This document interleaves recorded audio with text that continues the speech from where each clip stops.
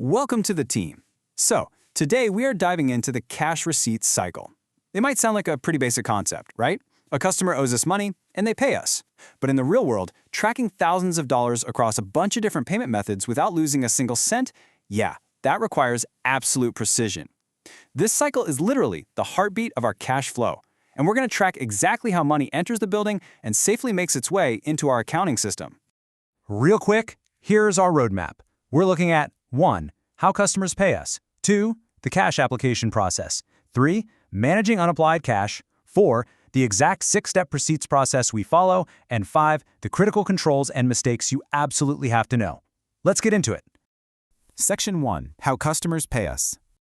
So, money doesn't just magically appear in one neat pile. It comes through 4 main doors. First, we get ACH payments. Those are your standard electronic bank-to-bank transfers. Second, we have wire transfers, which are generally for larger, faster transactions. Third, we accept credit and debit cards, which settle daily. And finally, physical checks. Now, physical checks carry an immediate physical risk. Because of that, we always require 2 people to open the mail together and instantly create a check log, capturing the date, payer name, amount, and check number before anything else happens. Now, check out the contrast between our electronic payments, because it's pretty stark. ACH payments, that's your daily routine. The bank sends a notification, and the accounts receivable team systematically matches them up.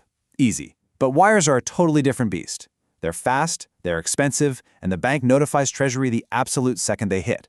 Here's the catch. If a wire shows up, and we don't know who sent it or why, you have to research that unidentified wire within 24 hours. There is no sitting on a wire transfer.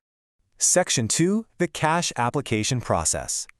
Once the cash is actually sitting in the bank, it's puzzle time. You have to match incoming cash to open invoices across 4 different scenarios. A straight match is the absolute dream, right? Exact amount, applied, closed, boom. Then there's a partial payment. They just pay less than the total, so you apply what you have and chase down the rest. A short payment or deduction is a bit trickier. That's when the customer intentionally deducts something, like a freight charge, without our authorization.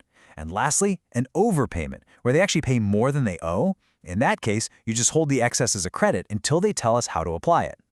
Let's look at a real-world scenario for a short payment.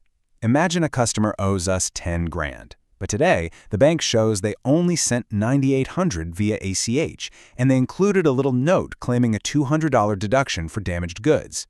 So, what do? Well, as a junior accountant, you're going to handle this methodically. First, apply the $9,800 you did get to the invoice. Second, you don't just ignore the difference. You log that missing $200 as a deduction.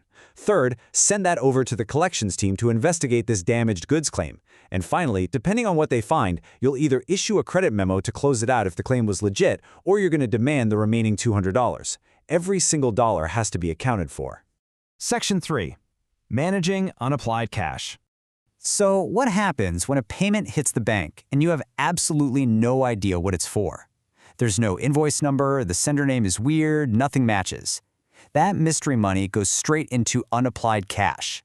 Think of it as a temporary purgatory for unidentified payments. It just sits there in a clearing account while the team plays detective. And look, unapplied cash isn't just some minor administrative headache, it has massive real-world consequences. For one, it artificially inflates customer balances. So, our system thinks a customer owes us, we make an embarrassing collections call, and it turns out they've already paid. More importantly, in a high-volume environment, large unapplied balances can actively hide fraud or theft. If accounts are a mess, missing money is way harder to spot. Because of that severe risk, you have exactly 5 business days to clear any unapplied cash. If a mystery $5,000 wire hits, the clock starts ticking immediately. You must research it, find the invoice, and get it resolved within those 5 days, or it gets automatically escalated to management. Section 4. The 6-step receipts process. Zooming out, let's look at the complete life cycle of a payment. Step 1. Cash arrives. Step 2. Person A receives and logs it, crucially, without updating the customer's account. Step 3. Physical checks get stamped and deposited that exact same day. Step 4. Person B matches the payment and posts it to the AR system. Step 5, anything unmatched hits that unapplied purgatory for the 5-day countdown. And finally, Step 6, Person C independently reconciles the bank statements. Following this chronologically guarantees a bulletproof paper trail. Section 5. Critical controls and mistakes. A process is really only as strong as its controls. You have to avoid these common disasters at all costs. Depositing a check without creating a log first? No way. That entirely removes the paper trail. Leaving unapplied cash unresolved? That lets a tiny issue snowball into a giant mess. And above all, leaving physical checks sitting in a desk drawer overnight is a massive, unacceptable theft risk. Checks must be deposited the same day, period. Which brings us to the most important concept here, segregation of duties. Remember Person A and Person B? Person A physically touches the cash and logs it. Person B never touches the cash, but they match and post it to the accounts receivable system. The fundamental rule is that these two people can never, ever be the same person. If one person can steal a check and then hide the theft by manipulating the system, your business is incredibly vulnerable. I want to just pause on this for a second, because this is the absolute golden rule of the cash receipts cycle. Whether you're at a massive corporation or a tiny startup, this rule is what prevents both careless errors and intentional theft. Receiving funds, AR posting, and bank reconciliation have to be handled by completely different people. So, think about this. If a mysterious $5,000 wire hit the bank right now, how would you make sure it doesn't violate our 5-day unapplied cash rule? Keep that challenge in mind as you process your first batch of receipts today.